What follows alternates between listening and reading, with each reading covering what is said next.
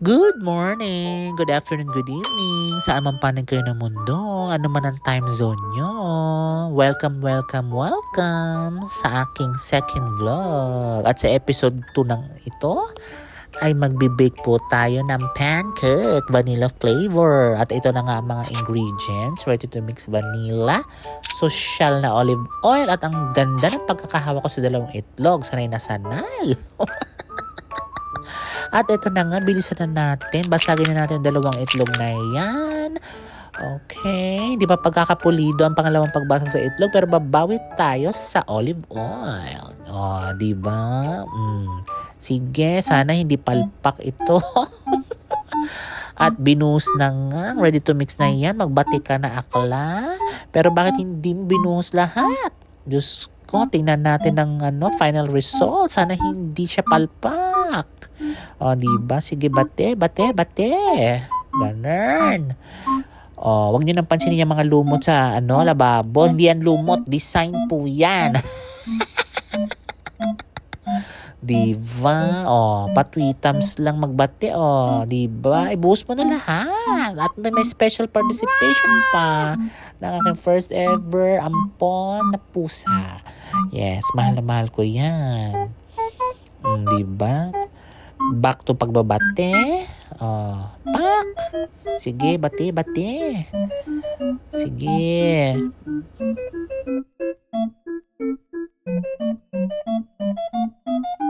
Expert na expert sa pagbabate. Diyos ko. Ayan na nga. Ibuhos mo na ulit. Huwag mo na pa utay-utay. Baka pumalpak pa. Air fry na nga. Papalpak pa. Aklang to. O, diba? Bugs! At nabago na nga. Nagbabate. May tattoo na. Hindi na po ako yan. Ang aking roomie. O, diba? Sige. Bati pa ng bate. Parang sanay na sanay magbate tong taong to. O, diba? Puti-puti niya. Go. Ayan. Ang ganda ng consistency, nung binuhos na lahat. Dapat pala talaga binuhos ko na simula pa lang umpisa ang ready to mix na yan. Pero I'm sure naman ako na hindi papalpak, no? Sige, sana talaga wag. At eto na nga, special participation uli. Ayaw na talaga umalis dyan. Sige, magbantay ka lang, Buma, ha? Pero wag mong susugudin. Sige, buhos, akla. At syempre, nilagay ko ng bawat oil ang lalagyan natin ng pancakes para hindi siya magdikit-dikit habang nasa air fry. O, diba? At eto na nga ang bagong-bagong air fryer na 2-in-1. Pwedeng electric grill at Wow! air fry. At sinalang na nga natin 160 degrees Celsius at 30 minutes. O, diba? Sige, go akla. Ay. Talagang finlex pa ang red whole pot holders. Sige na, hindi ka bida dito. Yung mga ingredients. Pak. Diba? May masamang panahon. Ito antok na ang baby ko. Love na love ko yan kasi yan ang kauna-unang stray cat na ampon ko. Diba? Ay makikita nyo, 160 degrees Celsius for 30 minutes ang cook. So, yun ang pinili natin. Diba? Kagandahan dito sa air fryer na ito. Actually, lahat naman siguro na air fryer, no? Ganyan. May mga tinginan kung ilang minuto, gano'ng kainit mo, isasalang lahat. At eto na nga, once na ganyan na, tapos na ang unang finished product. Ay, pak! Mukha siyang banana cake. O, diba? Pwede na, Diyos ko. At kinagatan na nga, tinikman ni Akla. Pak! Isa lang ang pangalawa. Mukhang perfect na perfect ang pagkakahulma.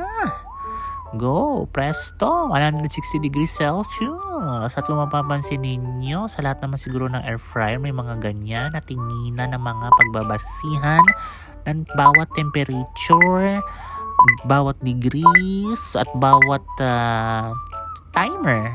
Of course, ang mga pagkain na isasalpak mo, di ba? Ano, akla, happy ka sa bago air fryer mo, di ba? O, tapos na yung pangalawa, second finished product, di ba? Ganda-ganda. Mukhang masarap siya. At eto na nga ang pangatlong pancake. Ready to mix na yan. Ipasok na. At P11, dating gawi ang pancake. P11 ba? At eto na, pangalawa kong alagang pusa. Persian cat. Diba? Cute-cute niya. His name is Abiad. Cute-cute na yan. Taba-taba. Hindi pa naliligo yan. At eto naman aking roomie na mahiyain masyado. At eto na nga, and ilabas na final product na yan. At mukha talaga siyang banana cake. Pero mukhang masarap naman, diba? At eto na, pang-apat at panghuli. Diba mukhang masarap talaga ang vanilla flavor. Sige, malapit na tayo matapos. Actually, nakain ko na yung isa. Kaya 3 na lang siya, diba? In fairness naman, laman tiyan din, no? Masarap siya. Diba?